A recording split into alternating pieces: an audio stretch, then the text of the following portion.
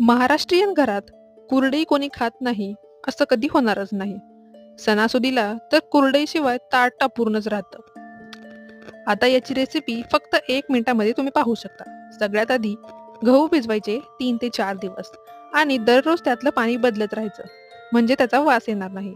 आता चौथ्या दिवशी पाणी टाकून मिक्सरमध्ये हे आपल्याला फिरून घ्यायचे आणि मस्त हाताने चीक आणि चोथा वेगळा करायचा.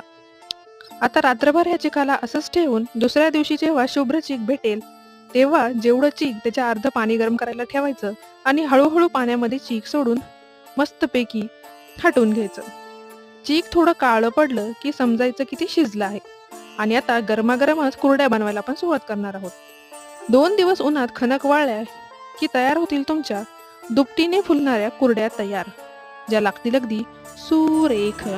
चला आता तुम्ही पण ही रेसिपी ट्राय करून बघा आणि हो, चॅनलला सबस्क्राईब करायला विसरू नका बरं का.